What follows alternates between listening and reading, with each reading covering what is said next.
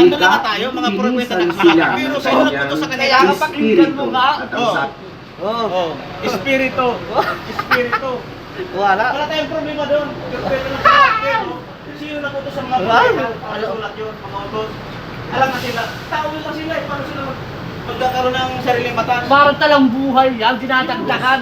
1 hanggang 2, ang Diyos na nagsalita ng unang panahon sa ating mga magulang, sa iba't ibang panahon at sa iba't ibang paraan sa pamamagitan ng mga propeta.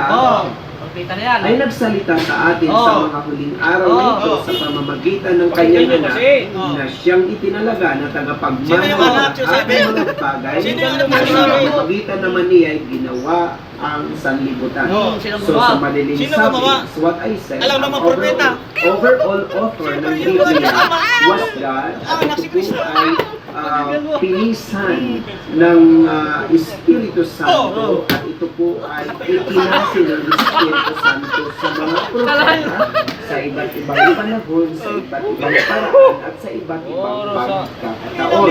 Kaya mga kapatid, maliwanag na mayroon pong tinatawag na divine author at mayroon pong tinatawag na human author. At ang ating pong gagawin mga kapatid, ito po ay chronological dates of writing of the Old Huwag ka lang Testament. kumuha dyan, Doesn't makakatuloy mean ko yan. na una po ay Genesis na po ang pagsuko. Mga kapatid, maliwanag na mayroon pong tinatawag na divine author at mayroon pong tinatawag na human author. Ayun na, human author. Oh. Mga kapatid, ito ay chronological dates of writing of the Old Testament. It doesn't mean na ang nauna po ay Genesis na po ang pinakamatandang aklat. Umatras ka lang eh. Kasi Ano mga ka kapatid, ngayon? nabase po natin, susunod-sunodin po natin, base po sa dates ng pagkakasulat. Ang titinan po natin ang date, book, at maging po yung writer. Kung sino nagsulat. Mga kapatid, the oldest book in the Bible was the book of Job. Bakit po, mga kapatid?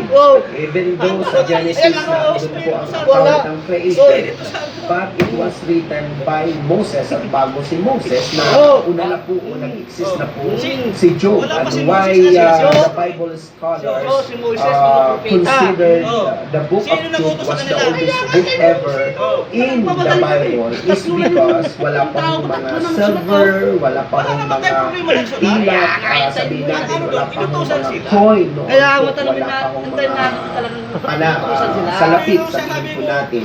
Kundi ang kanilang mga kayamanan noon ay mga livestock pa mga kapatid. At sa book of Job, doon pa ho binabanggit yung mga dambuhalang mga hayop. So in other words, the book of Job, according to the Bible scholars, was the oldest book ever in the Bible. Okay, noong 1800 BC, may sulat po ang Book of Job at ang writer po ay unknown, pero probably mga kapatid ay ang sumulat ay si Job. Ay, si Job! Sulat po ang Book of Genesis at ang writer po ay walang iba and undoubtedly ay si Moses. Oh, si Moses 1444 pala eh, si Moses BC, una eh. naisulat po ang Book of Exodus. Nakatunayan na, nakatunayan na yung matagal na ano. Diba? Naisulat po ang Book of Leviticus at ang writer po ay si Moses noong 1443 to 14